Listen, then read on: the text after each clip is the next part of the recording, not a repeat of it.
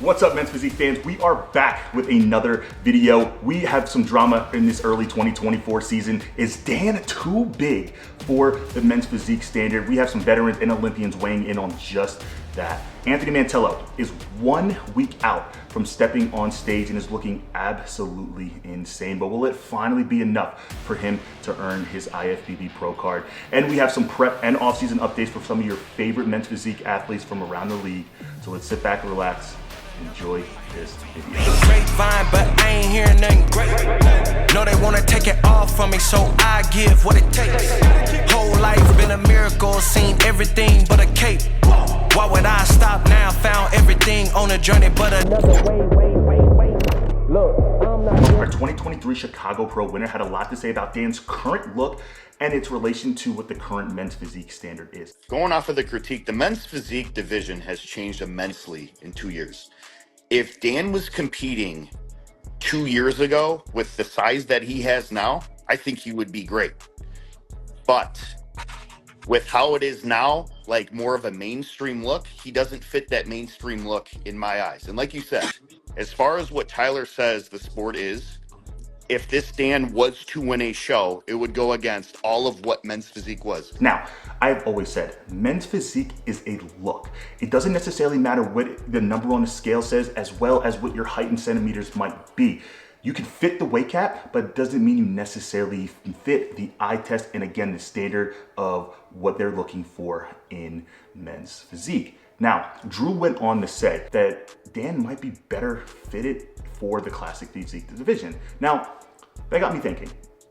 I wanted to do a comparison on somebody who might be compared to the classic physique standard and in relation to Dan's current look and see how they might compare next to each other. Now, here's a brief comparison between Wesley Vissers and Dan. I'm not gonna dive into this too deep, and let's also emphasize the fact that this is completely two different settings, and of course, different lightings, different angles, so this is obviously gonna be a slight manipulation, and if they were standing on stage together, it will likely tell a completely different story.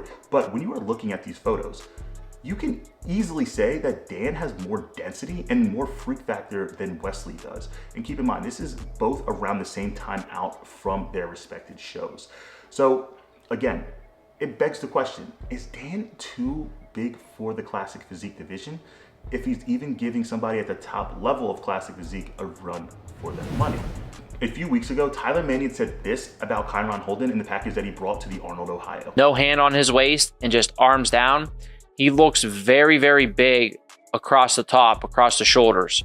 And he needs to bring still a more streamlined look for men's physique. You cannot be, really outsizing everyone, when you're with elite competitors on stage. With that in mind, I wanted to do a comparison with somebody who might be considered on the bigger end of men's physique compared to Dan's current look. Now, it's safe to say both of these guys on any given stage will be considered a bigger men's physique athlete. Kyron has been knocked over the last couple of years, so much so that he actually started to make a transition into classic physique before he backtracked and decided to stay in men's physique and simply downsize his look. And Dan decided to make a very similar transition before he decided to stop or halt the transition and come back to the men's physique look. Now, we can't sit here and say whether or not that's a good decision yet, but one thing that we can say is that Dan, in whatever division he does decide to do, I truly believe he will be successful in it. Now, can he be holding his true potential of his physique back by staying in men's physique? Maybe, but we haven't seen him on stage yet. And what you see online is not always what you'll see on stage. And that can actually work in Dan's favor. If the freak factor, the bubbliness, the density isn't translated as much on stage, it can actually have him fit the standard of what men's physique is more than what we might be seeing or thinking because of photos that we see online. But one thing I will say is Dan is a workaholic.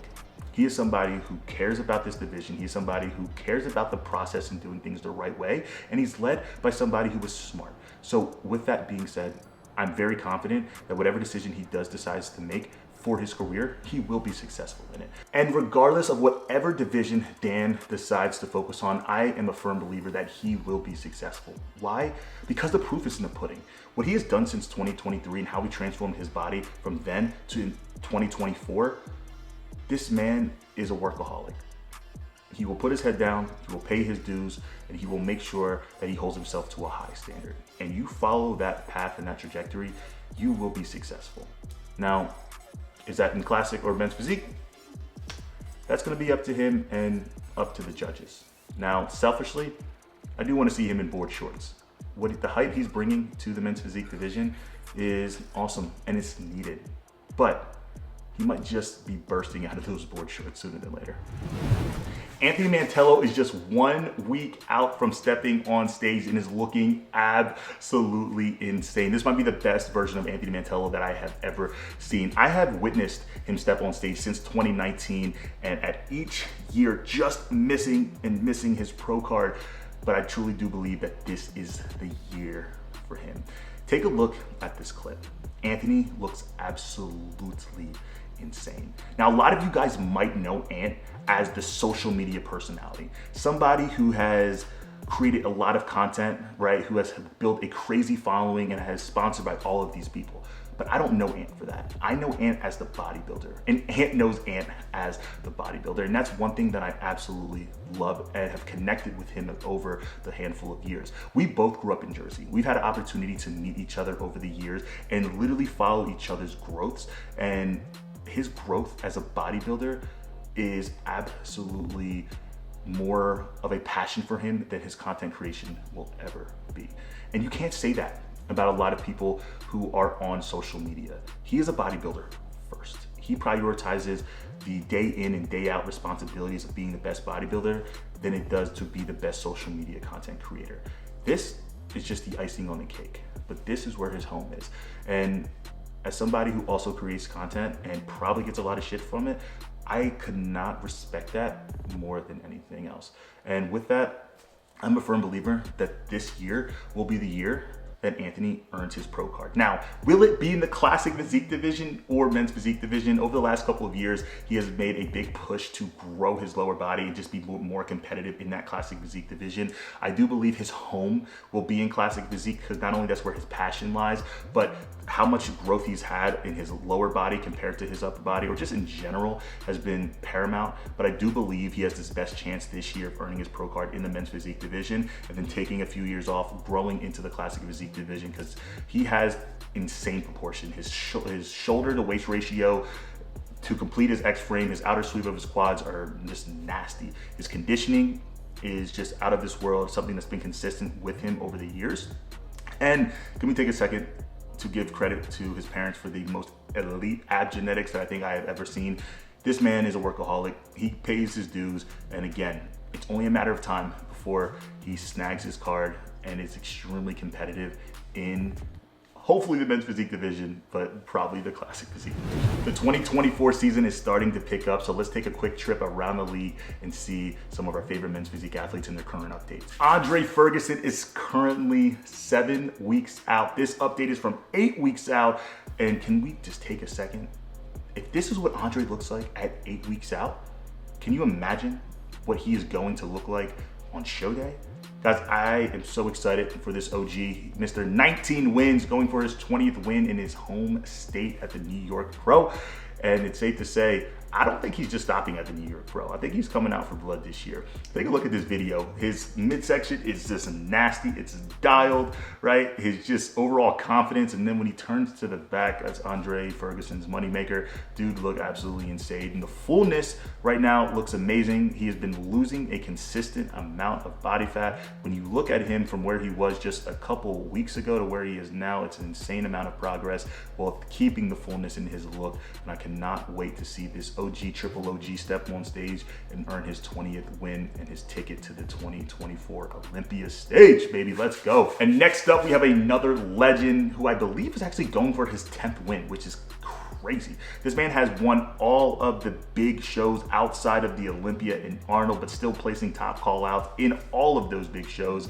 And now he is coming back to his home state of Charlotte to try to snag that Olympia qualification. He is only 1 week out from doing that, and he's already made it known that he is jumping in to the next show following that, which is Tri-City, where he will be going head to head with Dan. So we are going to see a battle there. So I'm extremely excited to see this man continue to progress, because it's safe to say, These last two updates from these two guys, it's like fine wine. These guys have been at it for a long time and they've only been getting better and better with time. George might be in his mid 40s, but it's safe to say his body looks like he is in his peak and prime. His man is looking dialed and as he always says, stay peeled, ladies and gentlemen. If your shirt ain't off, then you just ain't peeled.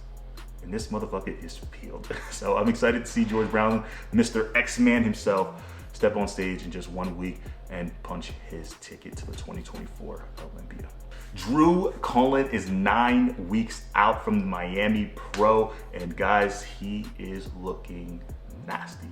Mr. Most Shredded himself, it's safe to say, I don't think this man is ever not shredded. He's already grainy and he is already showing an amazing waistline. Again, somebody who probably has one of my most favorite structures in the men's physique division is dialing in nice. Now, I will say, after last year's beat down, Drew, I'm gonna have to get my get back at some point this year, but man, you look absolutely phenomenal. And again, one thing I love about Drew is his willingness to speak his mind, his willingness to be front and center for the men's physique division. So with that being said, I'm rooting for you not only as a man, I'm rooting for you as a competitor. And again, Drew is looking dialed, sitting 9 weeks out from stepping on the Miami Pro stage.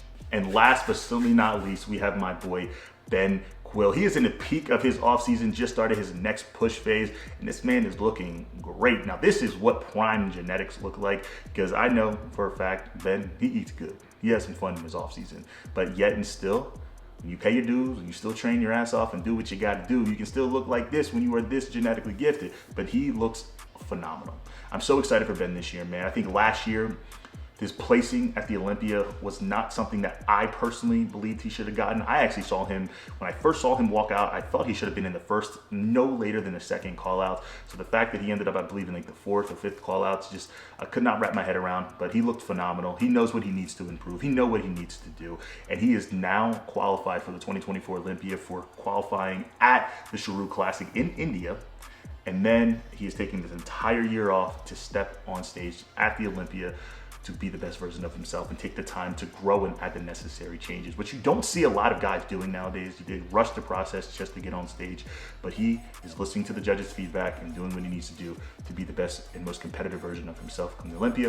And I'm a firm believer he will be much improved, and he will be the future of what this division is. And I mean by that, he will be at the top in the Arnold Classic as well as Olympia callouts. Now that you guys are all caught up on the news of men's physique, comment below. Do you guys think that Dan should stay in men's physique, or should he put his focus on growing for the classic physique division? And with Anthony Mantello being 1 week out from the show, do you guys think he will finally earn his IFBB Pro card? And do you think that his home will be in men's physique or the classic physique division? And lastly, we have some crazy updates around the league. We have some of our top OGs getting back on stage. We are just around the corner from our 2024 season being in full swing. So as always, I love you guys. I appreciate you guys. Thank you for your investment and your time into helping this division.